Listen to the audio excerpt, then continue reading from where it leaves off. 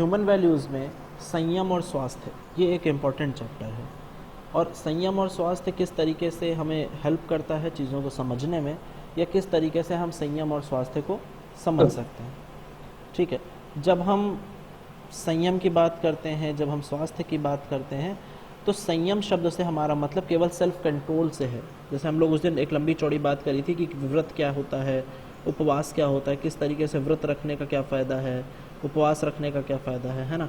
तो इन सारी चीज़ों को मिला करके जब हमने देखा, तब हमें पता चला कि हाँ भाई, संयम के अनुसार अगर हम बात करें, अगर हम संयम को समझने की कोशिश करें, तो संयम का मतलब केवल व्रत या उपवास, सिर्फ खाना छोड़ करके नहीं है, बल्कि संयम का मतलब है कि अपनी नीड्स पर, अपनी आकांक्षाओं पर, अपनी मानवीय इच्छाओं पर काबू पाना।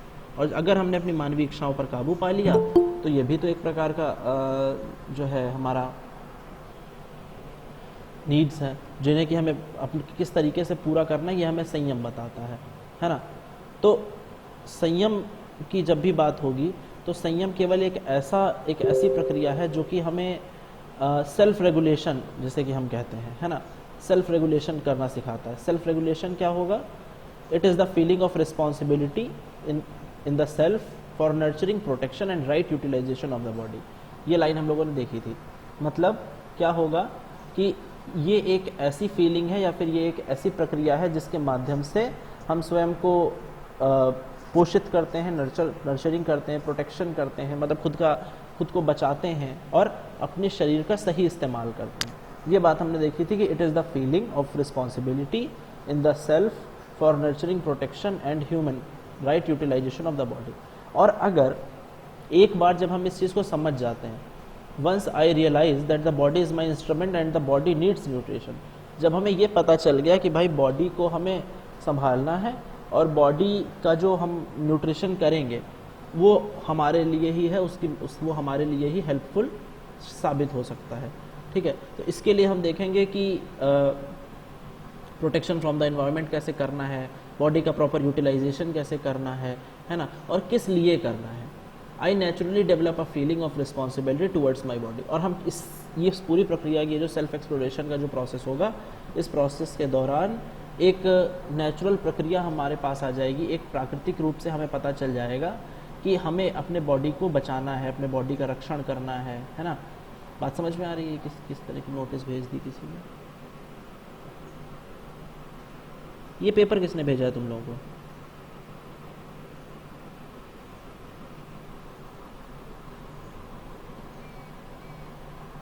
सर स्टूडेंट है नोएडा आईपीजे में, आज था एग्जाम तो वहाँ से लिया है।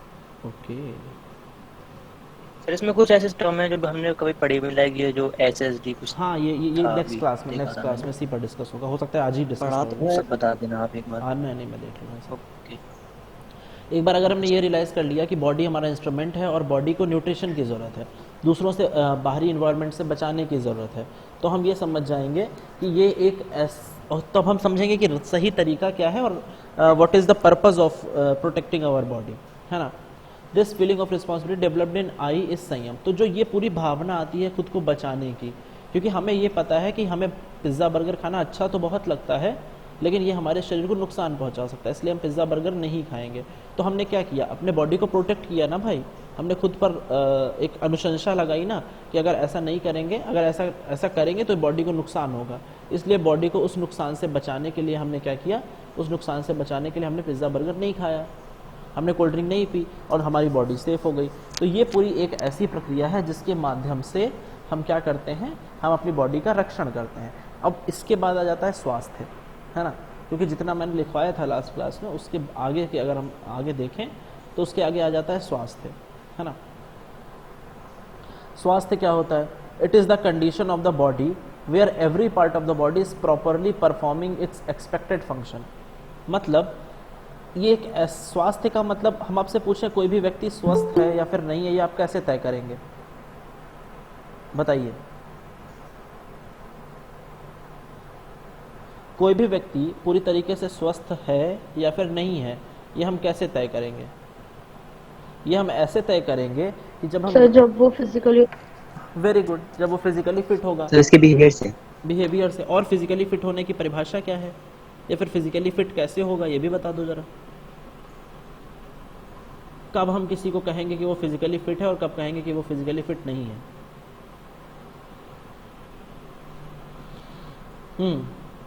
और ये उसके मेंटल हेल्थ स्टेट पे भी बहुत डिपेंड करता है। हाँ, मेंटल हेल्थ पे डिपेंड करता है और जो है हमारी फिजिकल हेल्थ पे डिपेंड करता है। लेकिन सिंपल शब्दों में अगर हम इसकी बात करें तो हम देखेंगे कि वो इंसान हेल्दी है या फिर उसे हम स्वस्थ व्यक्ति कहेंगे जिसके शरीर के सारे अंग उसके अनुसार काम करते हैं। ठीक है ना। It is the condition of the body. स्वास्थ्य में थोड़ा सा लिख लेंगे, चाहेंगे तो लिख लेंगे ना, नोट कर लीजिए थोड़ा सा। Yes sir. It is the condition of the कैसे बॉडी। बता दीजिए। संयम लिख लिया था, स्वास्थ्य लिख लो थोड़ा सा क्योंकि इंपॉर्टेंट चीज है। It is the condition of the body where every part of the body is properly performing in its expected function. मतलब जिस काम की जिस चीज से आशा की जाती है वो वही काम करेगा। It is the condition of the body where every part of the body is properly performing its expected function। सबसे easy definition है, easiest definition है बल्कि ये कहें तो, है ना। कहने का मतलब क्या है, ये एक ऐसी प्रक्रिया है। एक सेकेंड होल्ड करेंगे ज़रा। एक्सक्यूज मी हाँ बताएं। सर, आपको आवाज कट गई। बॉडी प्रॉपर्ली परफॉर्मिंग, बाद एक बार रिपीट कर दीजिए। अच्छा जी, एक सेकंड रुकना, मैं थोड़ी तुम लोग इसको डिस्कस करो, मैं फिर से ज्वाइन करता हूँ। शायद वाईफाई प्रॉब्लम कर रहा है, मैं मोबाइल डेटा ही यूज़ कर लूँगा।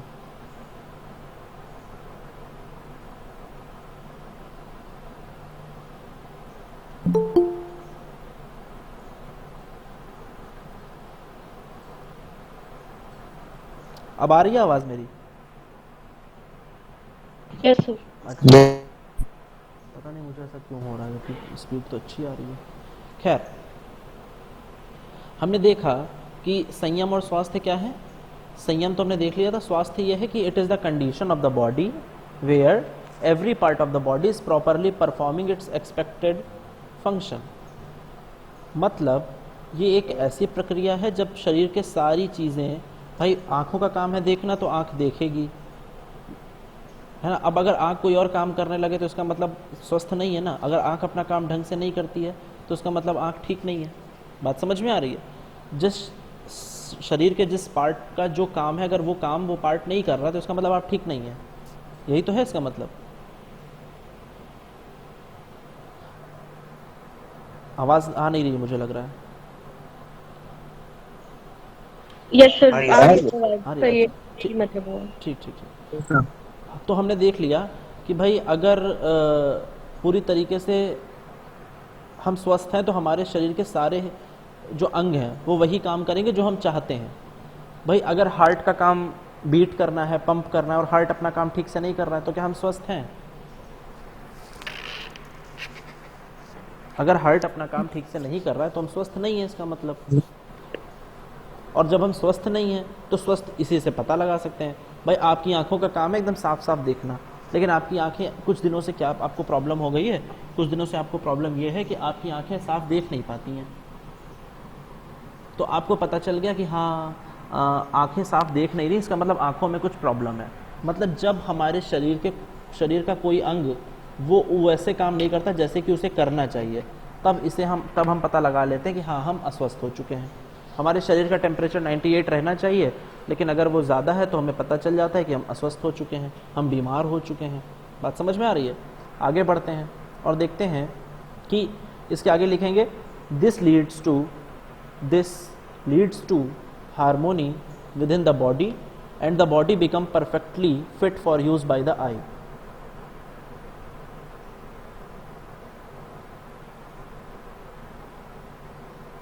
मैंने इसे टेक्स्ट मैसेज पे भी लिख के भेज दिया है, वहाँ से जिसका छूट जाएगा वहाँ से लिख लेगा, लेकिन लिख लेगा एक बार।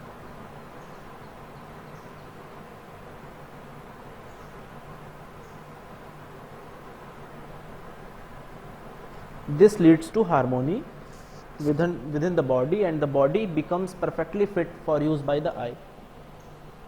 अब perfectly fit for the use of by the eye का क्या मतलब है?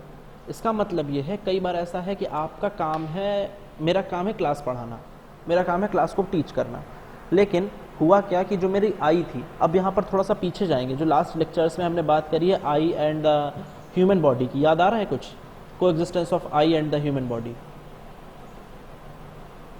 Yes sir. हाँ, तो जिस को एग्जिस्टेंस की हमने बात करी थी कि को existence of I and the human body की, तो अब यहाँ पर मान लीजिए अगर आपका आई सही नहीं है, मान लीजिए आप मन से बढ़िया फील नहीं कर रहे हैं, तो आप अपने काम में भी निपुण या फिर आप अपना काम भी अच्छे से परफॉर्म नहीं कर पाएंगे। और अगर आपको अपना काम अच्छे से परफॉर्म करना है तो आप अपना काम अच्छे से कब परफॉर्म कर पाएंगे? जब वास्तव में आप पूरी तरीके से उस चीज़ के प्रति, जब आप वास्तव में पूरी तरीके से वो काम अच्छे से, आपका मन अच्छा होगा तब आपका काम अच्छा होगा। तो इसका मतलब संयम का सीधा, और स्वास्थ्य ठीक कब रहेगा? जब आप संयम रखेंगे, है ना। संयम के ठीक रहने से आपका स्वास्थ्य ठीक रहेगा और स्वास्थ्य के ठीक रहने से आपका आई ठीक रहेगा। तो कहने का मतलब ये सारी चीज़ें आपस में को रिलेटेड हैं, आपस में इंटरकनेक्टेड हैं एक दूसरे से। There is a strong coupling between I and the body. बात समझ में आ रही है? There is a strong coupling between I and the body. लिख लेंगे चाहेंगे तो ये line, COUPLING, there is a strong coupling between I and the body. Disharmony in any one of them adversely effects the other. अगर इनमें से किसी एक को भी दिक्कत होती है, अगर इन चीज़ों में से किसी एक को भी अगर कोई प्रॉब्लम होती है, तो इसका मतलब ये होगा कि दूसरा वाला भी इसके वजह से प्रभावित, जाहिर सी बात है, हो जाएगा। ठीक है। There is a strong coupling between I and the body, disharmony one of them adversely effects the other, if any one of them adversely effects the other. अगर किसी एक को ज़रा सी भी तकलीफ होती है तो भाई जाहिर सी बात है कि दूसरा वाला भी दिक्कत में आएगा ही आएगा। पहला वाला ठीक है तो दूसरा वाला ठीक है, और दूसरा नहीं ठीक है तो पहला वाला भी ठीक नहीं रह पाएगा। इसी को हम कहते हैं संयम और स्वास्थ्य के बीच में भी एक तरह का कोएग्जिस्टेंस चलता रहता है। ठीक है। इसके बाद देखते हैं, इसके बाद क्या आगे क्या है। फॉर एग्जाम्पल, थोड़ा सा एग्जाम्पल्स देख लेते हैं। If I am in disharmony, anger, stress, despair, it starts affecting the body, adversely leading to psychosomatic disease like allergies, diabetes, hypertension। बात समझ में आ रही है? मान के चलिए अगर आप बहुत ज़्यादा खुश नहीं हैं, आप डिसहार्मनी में हैं, आप बहुत ज़्यादा परेशान हैं, आप बहुत ज़्यादा स्ट्रेस ले रहे हैं, आप बहुत ज़्यादा गुस्सा कर रहे हैं, तो it starts affecting the body adversely leading to psychosomatic diseases like allergies, diabetes, hypertension. इस तरह की कई सारी चीज़ें आपको हो सकती हैं।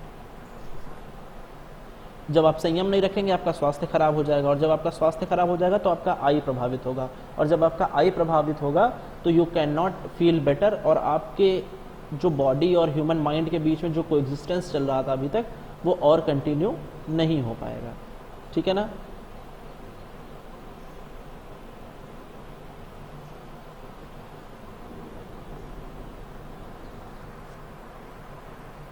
इसके बाद अगर हम बात करें, संयम इज़ वाइटल फॉर स्वास्थ्य। हालांकि देखा जाए तो स्वास्थ्य के लिए सबसे ज़रूरी चीज़ क्या निकली इस चीज़ जो हमने इतनी देर से बात करी, तो इस बात से हमें क्या पता चला कि संयम के लिए सबसे ज़रूरी क्या है?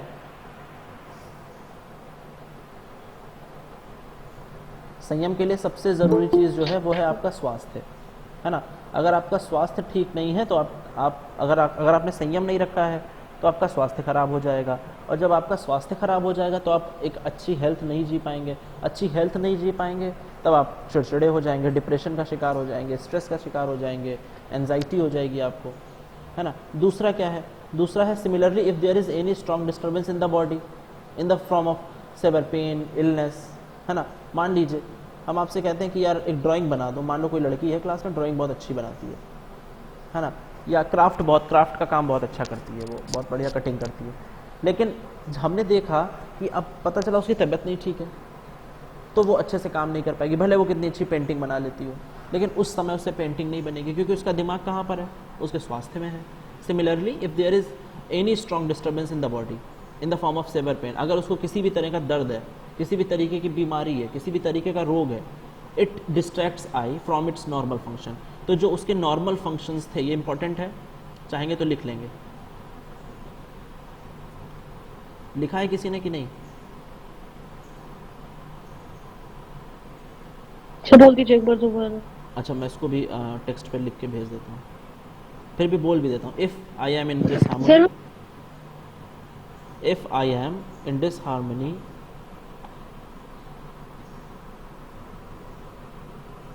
if I am in this harmony,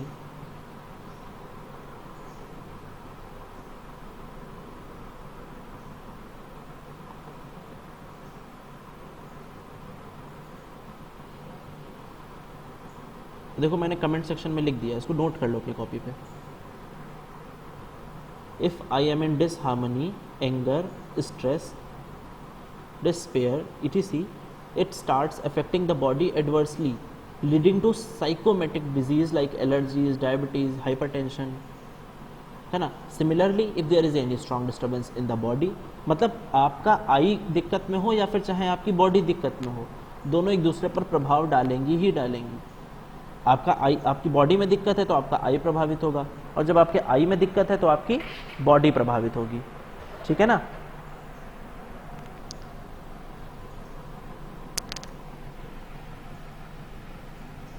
आवाज आ रही है? सर हम कह सकते हैं कि संयम और स्वास्थ्य एक दूसरे पे को डिपेंडेंट है। हाँ बिल्कुल कह सकते हैं, बिल्कुल कह सकते हैं कि हम भाई अगर एक भी चीज़ के खराब होने से दूसरी चीज़ भी तो खराब हो रही है। एक चीज़ खराब हो रही थी तो दूसरी चीज़ खराब हो रही थी, दूसरी चीज़ खराब हो रही थी तो पहली चीज़ खराब हो रही थी। आप किसी एक को भी घटाएंगे बढ़ाएंगे तो प्रभाव पूरे संपूर्ण स्ट्रक्चर पे पड़ेगा, the whole structure will be effected. Note कर लिया ना ये सबने?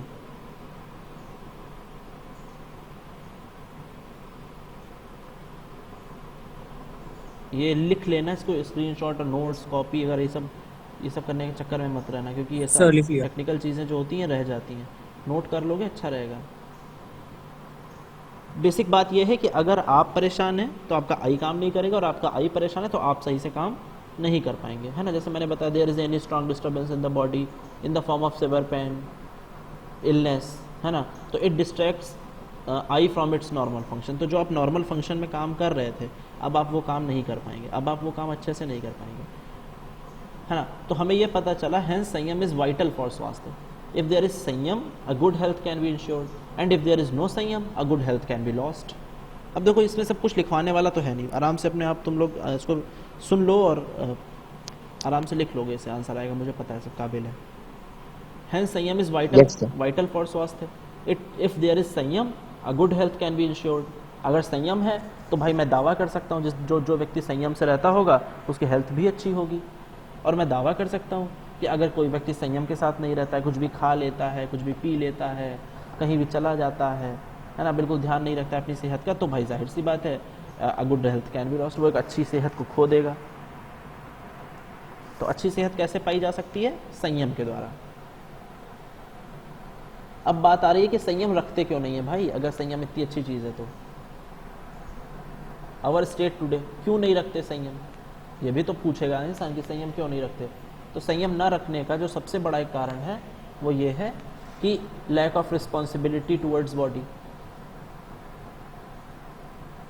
पहली हेडिंग क्या पड़ेगी कि lack of responsibility towards the body. हम अपनी बॉडी के प्रति बहुत ज़्यादा जो है गैर जिम्मेदाराना हरकत करते हैं। आपने देखा होगा कि बहुत सारे लोग ऐसे होते हैं जो अपनी बॉडी का बहुत ध्यान रखते हैं, अपने शरीर का बहुत ध्यान रखते हैं,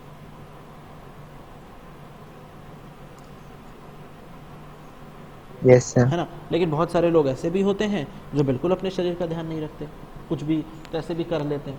तो कहने का मतलब है लैक ऑफ रिस्पॉन्सिबिलिटी। जब हम जिम्मेदारियों से अपनी भागते हैं तो इससे ये भी कहीं ना कहीं हमारे स्वास्थ्य के खराब होने का एक कारण हो सकता है। और इसका भी कुछ रीज़न है। इसका रीज़न क्या है? Busy life styles, eating at odd hours, eating junk food, reduced physical work. अब हम में से कोई भी फिजिकल वर्क नहीं करना चाहता, और आप अपने पूरे डेली लाइफ के शेड्यूल में देखेंगे कि आप कितना फिजिकल वर्क करते हैं, बहुत कम वर्क करते हैं।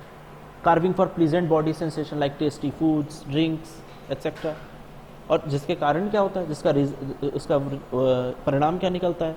आप बार बार बीमार पड़ जाते हैं, बहुत जल्दी बीमार पड़ जाते हैं। मुझे ऐसा क्यों लग रहा है कि ये मैं पढ़ा चुका था, क्या हम इसे पढ़ा चुके थे?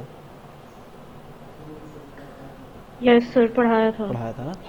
बोल भी नहीं रहा है कोई यार, मतलब। सर डिस्कस हुआ था। ठीक है। अब इसके बाद आ जा, तो बच्चा क्या था, पोषण पे बात करना बचा था, है ना शायद?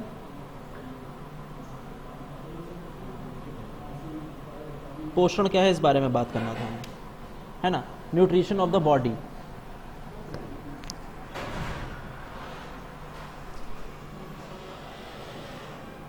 एक सेकेंड।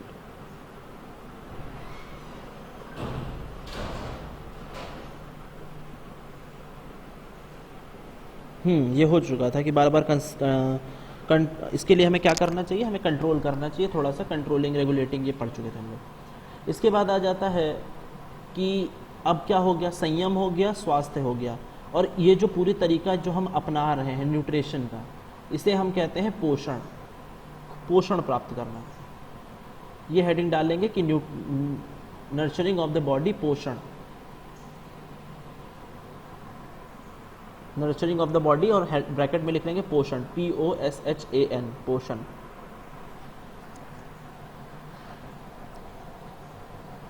अब पोषण में दो चीज़ें आ जाती हैं।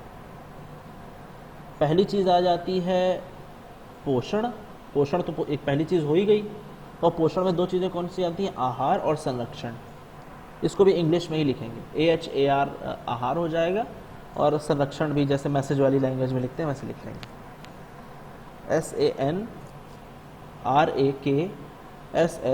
SANRAKSHANA, संरक्षण। पोषण और संरक्षण, दो चीज़ें आ गई, पोषण और संरक्षण। क्या है ये? पोषण involves providing proper food, air, water, है ना? कि जब हम अपने शरीर को जितना खाना चाहिए उतना खाना देते हैं, जितना पानी चाहिए उतना पानी देते हैं, जो उसको जो जो चाहिए ज़रूरी चीज़ें, वो सारी चीज़ें हम उसको प्रोवाइड करते हैं, तब हम इसे क्या कहते हैं, तब हम इसे पोषण कहते हैं। कि हम अपने बॉडी को जैसे जैसे नहीं कहते कि पालना पोसना, तो पोसना जो है वो पोषण से ही बना है। जब हम अपनी बॉडी का पोषण करते हैं तब हम उसे कहते हैं कि पोषण करना। इसके बाद आ जाता है द सिलेक्शन ऑफ फूड, यानी कि आहार जिसके बारे में हम बात कर रहे थे। The selection of food should be such that it gives required nutrients and energy to the body, है ना? अब पता चला हम खाना तो खाते हैं, लेकिन हम इस बात का ध्यान नहीं रखते कि व्हाट शुड ईट, हमें खाना क्या चाहिए, है ना? और जब हम इस बारे में ध्यान नहीं रखते कि हमें खाना क्या चाहिए, तो हम कुछ भी खा लेते हैं, और जब कुछ भी खा लेते हैं तो हम बीमार पड़ जाते हैं, और तब हमारी बॉडी सही से फंक्शन करना बंद कर देती है। तो पहली चीज़ क्या हो गई? पहली चीज़ हो गई हमारा कि इंजेशन। इंजेशन का क्या मतलब होता है? This involves taking the food into the mouth and chewing it well for easy digestion. Ingestion क्या है? लिख लेंगे INGESTION, इंजेशन। इंजेशन का मतलब है कि किसी भी चीज़ को ढंग से खाना, ढंग से ग्रहण करना। This involves taking the food into the mouth and chewing it well for easy digestion.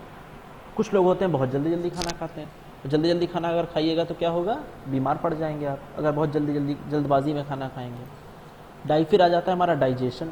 Digestion क्या होता है? Digestion starts after swallowing the food. जब खाना आपके पेट में चला जाता है तब डाइजेशन स्टार्ट होता है ना? खाना पेट में जाने के बाद ही डाइजेशन शुरू हो जाता है। जब डाइजेशन शुरू होता है तो भाई जाहिर सी बात है, जब आप अच्छा खाना खाएंगे तो डाइजेशन में भी आसानी रहेगी। जब आप अच्छा खाना नहीं खाएंगे तब डाइजेशन में भी दिक्कत होगी। और digestion is also depends on proper rest and exercise of the body. पता चला क्या हुआ, आपने खाना खाया और बस तुरंत सो गए लेट करके, तो क्या डाइजेशन अच्छे से हो पाएगा? नहीं हो पाएगा।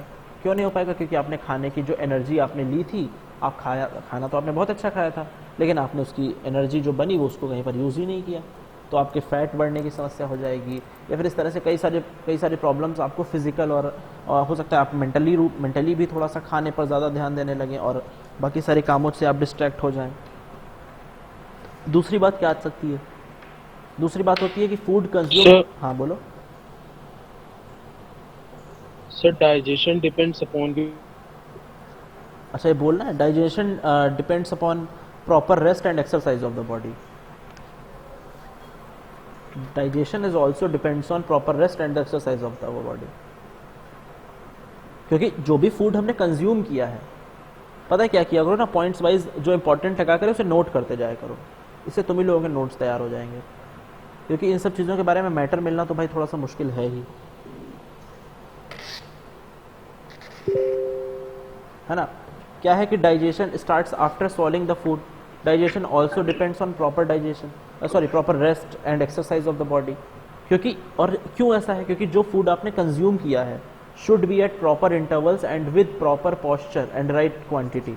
जो भी फूड आपने कंज्यूम किया है उसे आपको प्रॉपर क्वांटिटी के साथ, प्रॉपर तरीके के साथ खाना है। ऐसा नहीं, कुछ लोग होते हैं बहुत ज़्यादा आराम तलब हैं तो लेटे लेटे खा लेते हैं थोड़ा बहुत, या बहुत ज़्यादा आराम करने की मुद्रा में, आराम करने के स्टाइल में बैठे हुए हैं और कुछ खा रहे हैं, तो फिर दिक्कत हो सकती है। तो इसीलिए क्या कहते हैं कि खाना खाने का और पानी पीने का या फिर खाने के बाद एक तरीके से हमें रहना है, क्योंकि अगर हम तरीके से नहीं रहेंगे तो फिर हमें दिक्कत हो सकती है।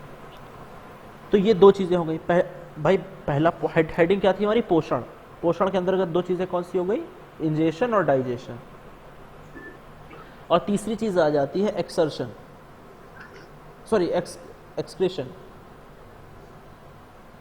EXCRETION, exertion.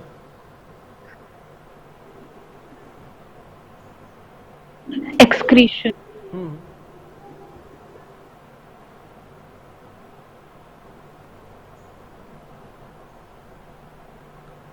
ये आ जाता है कि after digestion the necessary nutrients are absorb by the body. भाई जो ज़रूरी चीज़ें थी वो शरीर ने एक्सेप्ट कर ली, जो ज़रूरी नहीं था वो शरीर ने जो है आपको वापस कर दिया। एंड द अननेसेसरी और undigested parts need to be thrown out of excreted. जो अननेसेसरी चीज़ें थी, जो शरीर को नहीं चाहिए थी, वो शरीर बाहर निकाल देता है। और अब यहाँ पर बात आ जाती है, फिर पीछे जाएंगे हम लोग। If any of the above 3 activities, अगर इन तीनों एक्टिविटीज़ में से कौन कौन सी तीनों एक्टिविटीज़ हैं, if any 3 activities are not perform properly, अगर हाँ एक क्लास पढ़ानी थी तभी। After digestion the necessary nutrients are absorb by the body and the unnecessary और undigested parts needs to be thrown और एक्सक्रीटेड। तो मतलब जो ज़रूरी था वो शरीर ने एब्जॉर्ब कर लिया, और जो ज़रूरी नहीं था वो शरीर आपका वापस बाहर निकाल देगा। लेकिन इन तीनों सिस्टम्स में से, इन तीनों पॉइंट्स में से कौन कौन से तीनों पॉइंट्स थे, इंजेशन, डाइजेशन और एक्सक्रीशन। ठीक है, इन तीनों पॉइंट्स में से अगर एक भी पॉइंट या फिर एक भी स्टेप गड़बड़ है, अगर एक भी स्टेप अपना काम सही से नहीं कर रहा है, क्योंकि भाई बीमार होने की परिभाषा क्या है, अगर हम आपसे पूछे कोई व्यक्ति बीमार है, तो अभी हमने ऊपर डिस्कस करी ना, क्या होता है बीमार होना, बताइए। So digestion and excretion are the 3 points. हाँ, बाकी लोग बीमार होना क्या होता है, या कोई व्यक्ति अस्वस्थ है, ये कैसे पता लगाएंगे?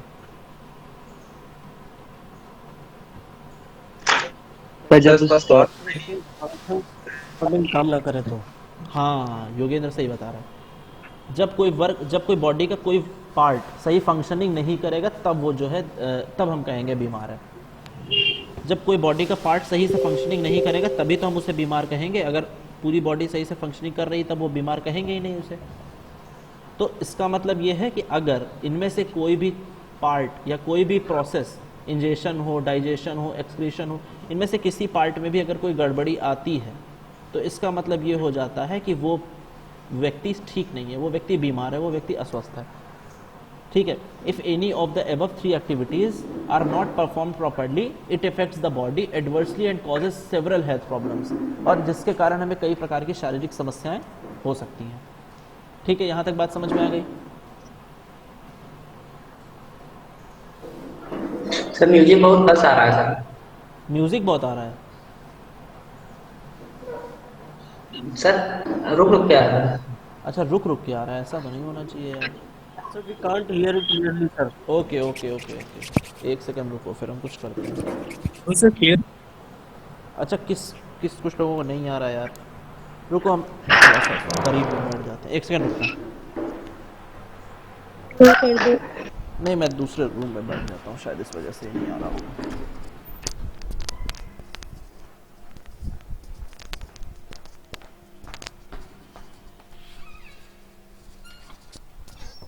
नेटवर्क नहीं आ रहा था वहाँ पे।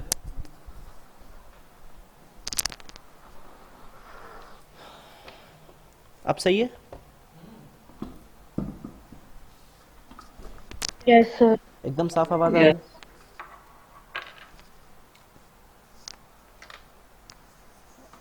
अरे भाई अब तो बोल दो।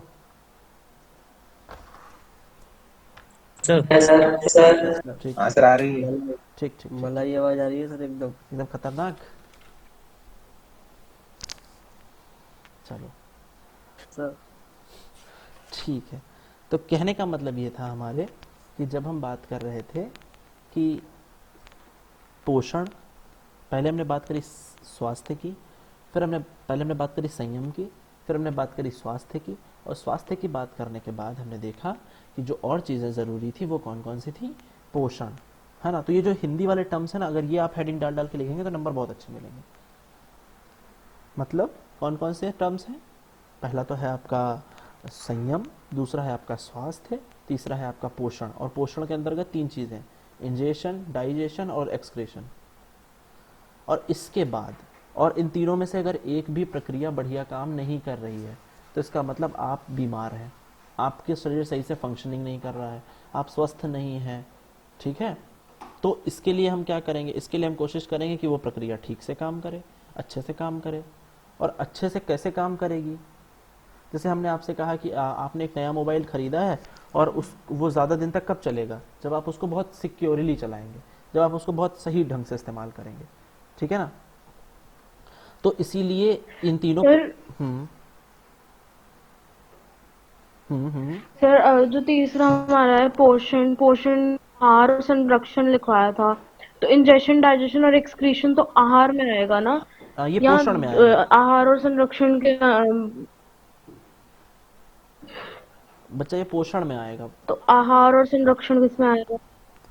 संरक्षण तो अभी पढ़ाया ही नहीं, संरक्षण ही तो पढ़ाने जा रहे हैं अब।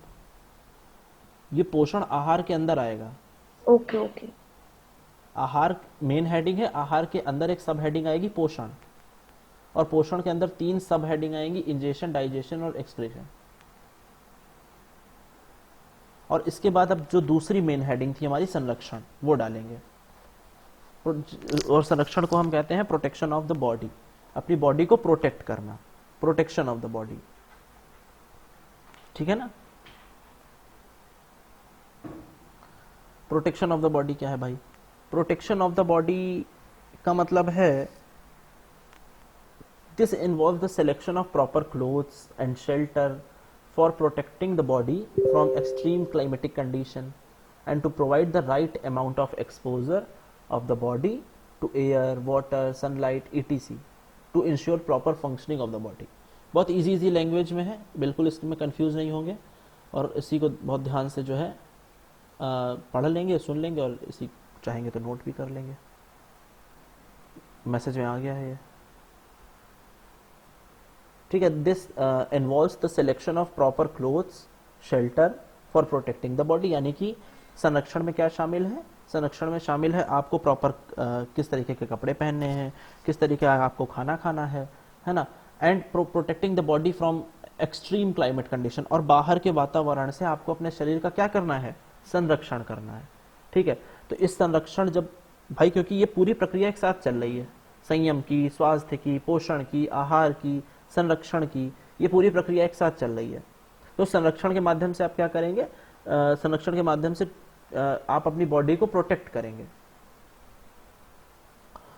You protect your body from any type of climate conditions, है ना। किसी बुरी तरह की अगर क्लाइमेट कंडीशन हो जाती है, अगर कुछ आपके पास कुछ और समस्याएं हैं, तो उससे आपको अपनी बॉडी को प्रोटेक्ट करना है ना। And provide the right amount of exposure of the body, और जितना चाहिए उसको उतनी ही चीज़ें आप प्रोवाइड करेंगे। भाई अगर आप ज़रूरत से ज़्यादा चीज़ें देंगे अगर अपने शरीर को, तो भी आपका शरीर बीमार हो जाएगा, और ज़रूरत से कम चीज़ें देंगे तब भी आपका शरीर बीमार हो जाएगा। That means you have to give the proper quantity, है ना। आपको एक प्रॉपर क्वांटिटी में ही चीज़ों को देना पड़ेगा। You provide right amount of exposure of the body to air, water, sunlight, etc. अब पता चले कि आपकी बॉडी के लिए किसी ने कह दिया कि धूप बहुत ज़रूरी है, आपने मान लिया और आप पूरे दिन भर धूप में ही बैठे रहते हैं, तो हो सकता है आपको कई सारी और बीमारियां हो जाएं। किसी ने कह दिया कि गर्म पानी पीना चाहिए, अब आप बहुत ज़्यादा खौलता हुआ गर्म पानी पीना शुरू कर दें, तब भी आपको दिक्कत है। तो कहने का मतलब है किसी भी तरीके की चीज़ से हमें क्या करना है? अननेसेसरी कंडीशन से या फिर क्लाइमेट कंडीशन से जो कि हमारे लिए सही नहीं है, फॉर एक्सट्रीम क्लाइमेट कंडीशन लिखा, इसलिए तो लिखा है ना मैसेज में। नोट कर रहे हो कि नहीं? Yes sir sir. लास्ट वाला पॉइंट रिपीट कर दीजिए, to provide the right amount of. ये लिखा तो है मैसेज पे। यस सर, कर लिया नोट पूरा। ओके, है ना। तो कहने का मतलब ये है कि पूरी तरीके से हम क्या कर रहे हैं, पूरी तरीके से अपनी बॉडी को प्रोटेक्ट कर रहे हैं। किससे प्रोटेक्ट कर रहे हैं? वाटर से, सनलाइट से, है ना। किसी भी चीज़ की एक्सट्रीम नहीं होना चाहिए, किसी कोई भी चीज़ बहुत ज़्यादा नहीं होना चाहिए। भाई ऐसा थोड़ा ना है कि मान के चलो घर पे छोला भटूरा बना है और बहुत ज़्यादा अच्छा बन गया है और हम एकदम खा ही चले जा रहे हैं, खा ही चले जा रहे हैं, तो बीमार हो जाएंगे। या फिर अब किसी ने कह दिया है, मान के चलो कोई लड़का या लड़की है जो कि बहुत ज़्यादा हेल्थ कॉन्शियस है, किसी ने उसे कह दिया कि यार तुम थोड़ा सा वेट गेन कर रहे हो, अब उसने खाना ही छोड़ दिया, खाना ही नहीं खा रहा है, तो दोनों केसेस जो हैं वो बुरे हो सकते हैं। तो इसके लिए और इन दोनों केसेस से हमें क्या करना पड़ेगा? अपनी बॉडी का संरक्षण करना पड़ेगा। अच्छा जी, आगे बढ़ते हैं। To ensure the health of the body we need to take care of the following. इसके लिए क्या करना पड़ता है? हमें कुछ चीज़ों पर काम करना पड़ता है। वो चीज़ें कौन सी हैं? अब ये हेडिंग डाल डाल के लिखते जाएंगे। ये थोड़ा सा लिखवाने वाला ही चैप्टर है, तो इसमें लिखना पड़ेगा भाई। समझाने वाला होता तो समझा देते। पहली हेडिंग डालेंगे आहार, AHARA, और डैश विहार, VIHARA, आहार और विहार।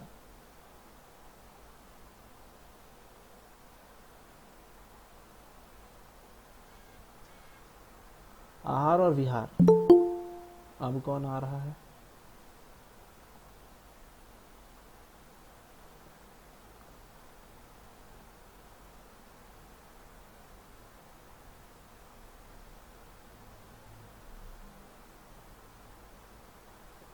सौरभ पटेल अपनी क्लास का है। Yes sir. ठीक है, तो अब हेडिंग डाल ली सबने।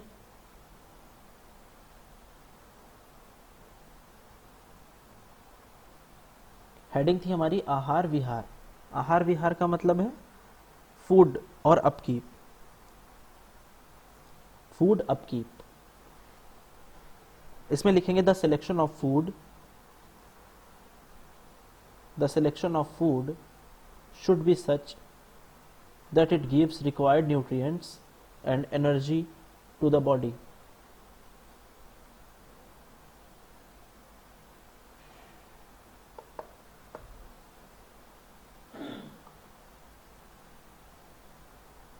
The selection of food should be such that it gives required nutrients and the energy to the body. मतलब खाना वही खाना चाहिए जो कि हमारे शरीर को पर्याप्त पोषण दे सके, पर्याप्त आहार दे सके।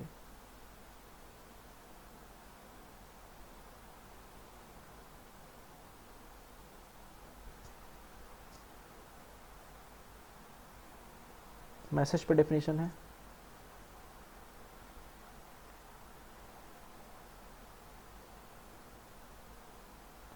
The selection of food should be such that it gives required nutrients and energy to the body for proper upkeep of the body, मतलब शरीर को बनाए रखने के लिए।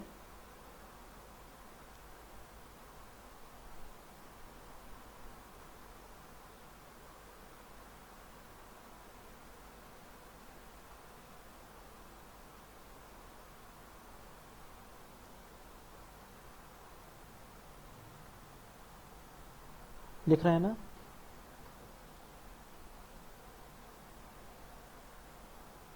Yes sir. ओके, लिख जाए तो बताना।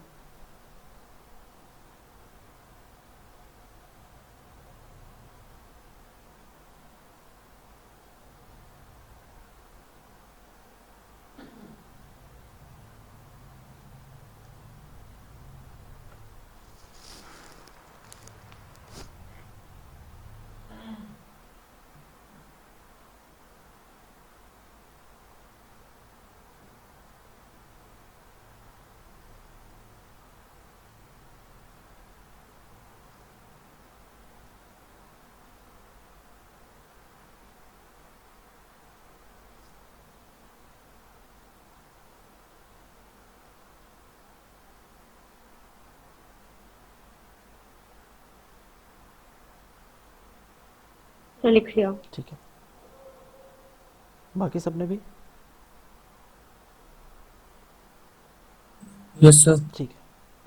अच्छा, लिख लिया था, बोल नहीं रहे थे। Yes sir. इसके बाद आ जाता है आहार, हमने पढ़ लिया। आहार एक हेडिंग, सब हेडिंग हो गई थी। और इसके बाद एक सब हेडिंग हो जाती है हमारी श्रम और व्यायाम, physical labour and exercise. Physical labour and exercise, इसमें लिखेंगे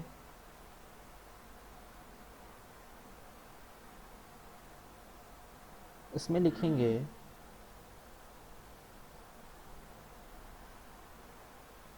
सर बिहार एक्सप्लेन नहीं करना। विहार। विहार में ये आ गया ना इसी में। आहार विहार एक साथ यूज किया जाने वाला टर्म है। आहार मतलब क्या खाना है, ओके और सर। विहार मतलब कैसे खाना है। ये भी तो होता ना कि पता चला ठंडा गर्म एक साथ खा लिया, लेट करके खा लिया, प्रॉपर पोजीशन में नहीं खाया, ये विहार में आता है। आहार में तो आ गया कि क्या खाया, और विहार में आ गया कैसे खाया।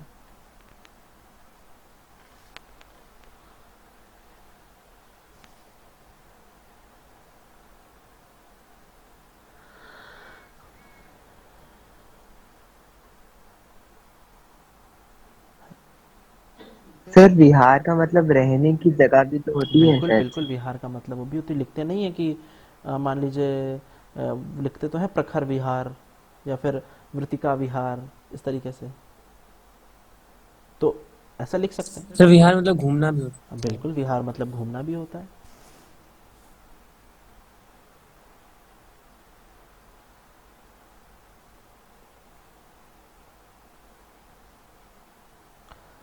लिख लिया ना सबने? यस श्रम और सर। व्यायाम, ठीक है, फिजिकल लेबर और exercise.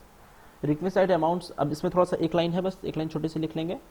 Requisite amount of physical labour, requisite amount of physical labor and exercise are essential to keep the body fit and healthy, बस। requisite amount of sir amount of physical physical labor and exercise are essential to keep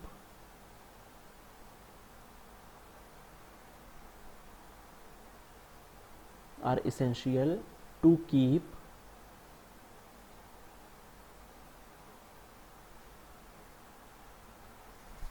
the body fit and healthy, मतलब अपने शरीर को fit रखने के लिए, अपने शरीर को हेल्दी रखने के लिए क्या जरूरी है? श्रम जरूरी है, एक्सरसाइज जरूरी है, जरूरी है कि आप थोड़ा सा फिजिकल लेबर भी करें।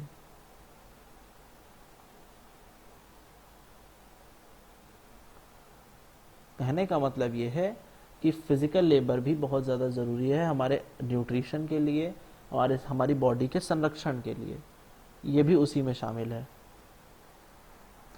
इसके बाद जो तीसरी यूनिट आ जाती है, सॉरी, तीसरा सब हेडिंग आ जाती है, ये है आसन और प्राणायाम। हिंदी में, इंग्लिश में लिख लेंगे ASANA, आसन और प्राणायाम।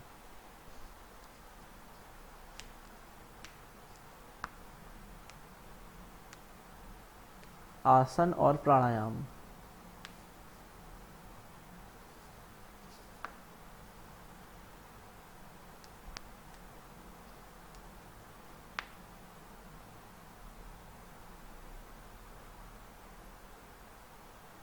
लिख लिया? आज मुझे ऐसा लग रहा है कि तुम लोगों को नींद आ रही है। नहीं नहीं सर, लिख रहे है। हैं। सर वो सर अच्छा, आज लिख रहे हैं। आज लिखने लगा में छाप भी। दिया पूरा एकदम अच्छा कॉपी। अच्छा अच्छा, आसन और प्राणायाम लिखेंगे। Yogasana are well designed exercises, yogasana are well designed exercises involving involving yogasan are well designed exercise involving specific postures to keep the body healthy, to keep the body healthy and pranayam involves exercise, and pranayam involves exercise involving regulation of breathing.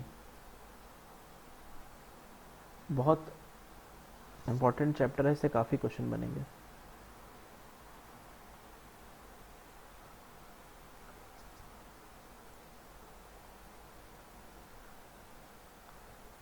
लिख लिया?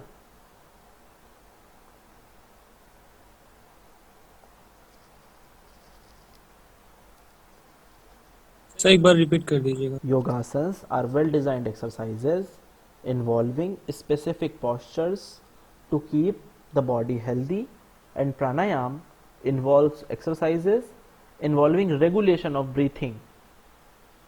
ये यहाँ पर ये कह रहे हैं कि जब हम योगासन की बात कर रहे हैं तो योगासन में शरीर के कुछ पोस्चर्स मौजूद हैं जिनके हेल्प से हम एक्सरसाइज करते हैं. कहने का मतलब ये है कि कई सारे शरीर को अलग अलग तरीके से अलग अलग पोस्चर्स में ढाल करके जो श्रम किया जाता है उसे हम योगासन कहते हैं. और प्राणायाम किसे कहते हैं? Pranayama involves exercise involving regulation of breathing. जब हम अपनी श्वास पर कंट्रोल पाते हैं, अपनी सांसों पर कंट्रोल पाते हैं, उसे हम कहते हैं प्राणायाम. और together they ensure the synergy between the self and the body. Together, they ensure the synergy between the self and the body.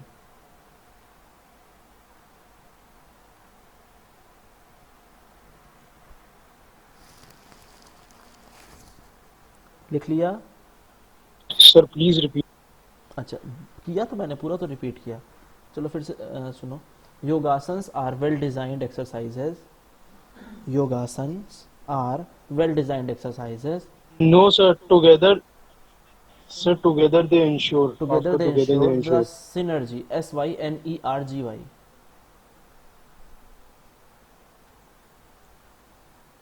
Together they ensure synergy between the self and the body. Between the self and the body.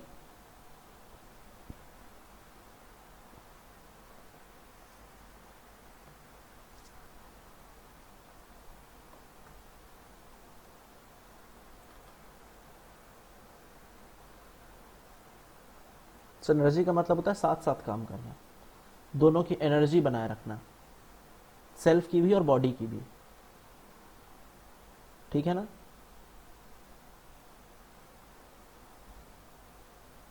लिख लिया सभी ने आसन प्राणायाम?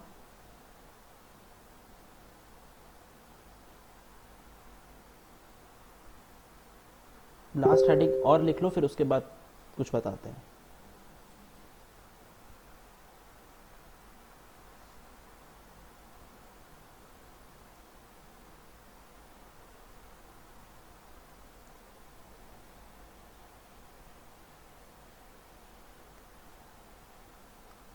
लिख लिया सबने? Yes sir. अच्छा, अगली हेडिंग, लास्ट हेडिंग लिखोगे औषधि और चिकित्सा.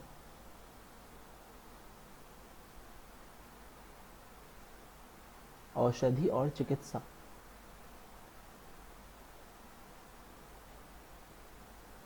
औषधि और चिकित्सा.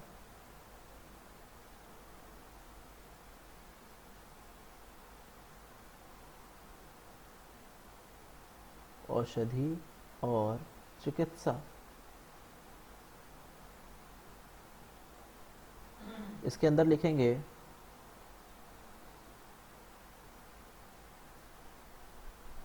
whenever the body gets hurt,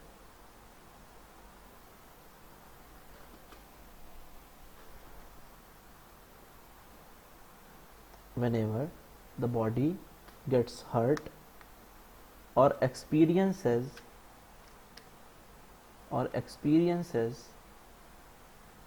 any kind of disorder, whenever the body gets hurt or experiences any kind of disorder,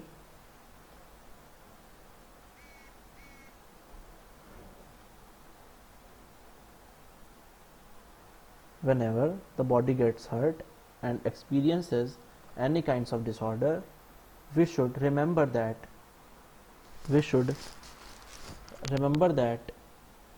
the body has a tendency we should remember that the body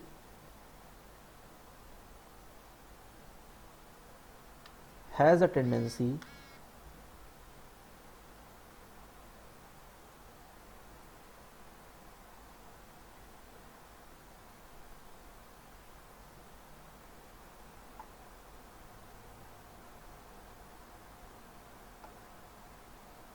body has a tendency to heal itself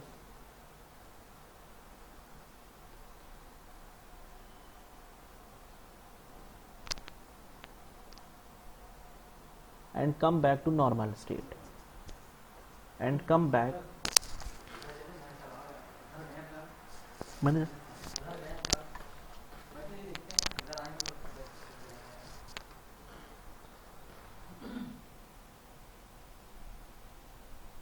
कहाँ तक लिखा?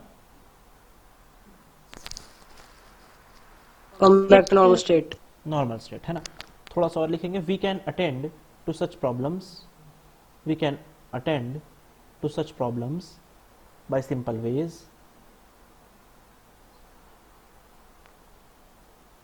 like going without food for some time,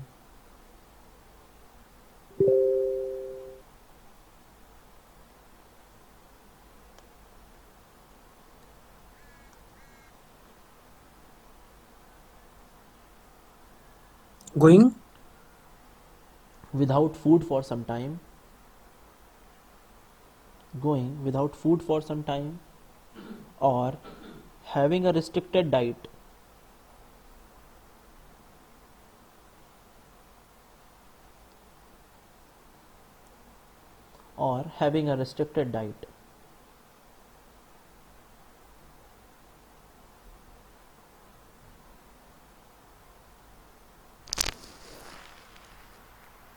ठीक है ना. यहां तक बात समझ में आ गई?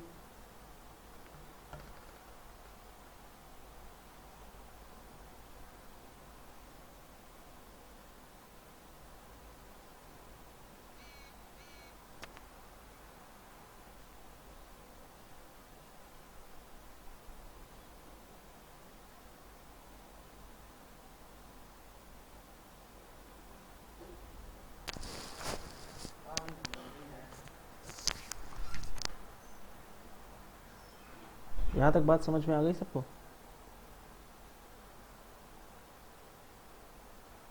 yes sir. ठीक है. तो कितने पे Yes, sir. हमें लग रहा है 2 पेज हो गए होंगे लगभग.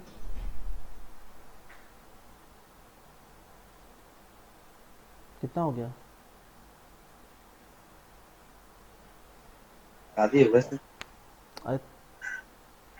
2-3 पेज हो गए होंगे ना, मतलब 2.5 पेज हुआ है. 2.5 पेज हुआ. 3 हो गए. 3 3 हो 2.5. हाँ, तीन. लगभग 2-3 पेज. तो ये था पूरा हमारा जो है. 4 पेज हो गए सर. हाँ, किसी को कोई हो सकता है बड़ा लिखता होगा तो उसके 4 हो गए होंगे, है ना. तो ये जो हमारा लास्ट वाला इसमें ये चैप्टर था प्रोग्राम्स टू इंश्योर संयम एंड स्वास्थ्य, यहाँ तक हमारा पूरा खत्म हो गया है. ये चैप्टर हमारा मॉड्यूल 2 तक पूरा एग्जैक्ट खत्म हो गया. अब इसमें कुछ नहीं बचा है, ठीक है ना. मॉड्यूल 1 और मॉड्यूल 2 पूरा खत्म हो चुका है. अब जो आप लोग पेपर में जो आया है वो पूछ रहे थे, वो क्या है वो देख लेते हैं थोड़ा सा. ये जो आप पूछ रहे थे ना SSDDD क्या है, ये एक सेकंड हम देख लेते हैं पहले. ये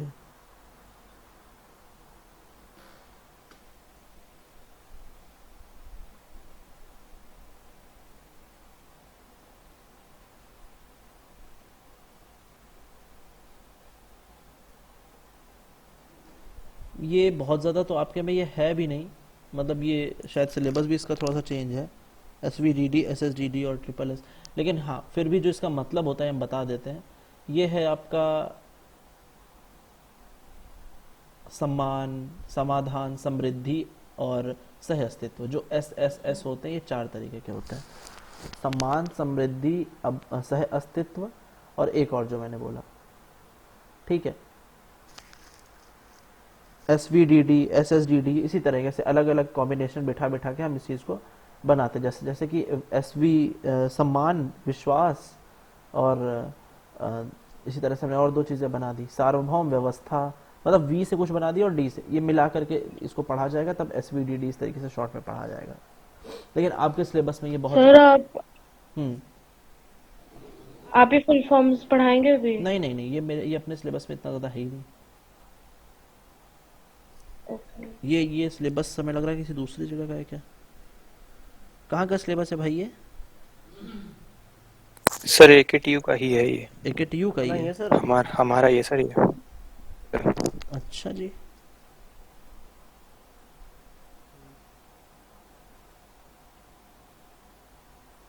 नहीं मतलब तुम्हारे कॉलेज का ही है लास्ट ईयर का क्या?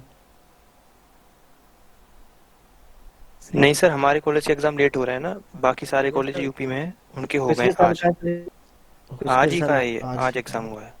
ओके, आज का भी पहले भी आ चुका है ये। अरे वही सब रिपीट होता है। अब इसमें से बस यही SVDD वाला क्वेश्चन छोड़ के बाकी तो सब लगभग हमने पढ़ाया ही है। वैल्यू एजुकेशन की ज़रूरत क्या है? अब देखो स्टार्टिंग से शुरू करते हैं, चलो पेपर ही अगर इसी सब का माने तो, अगर सब लोग कहें तो ये पेपर थोड़ा सा कर लिया जाए डिस्कस।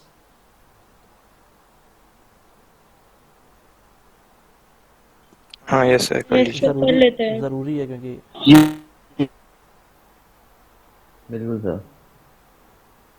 अच्छा जी, एक सेकंड।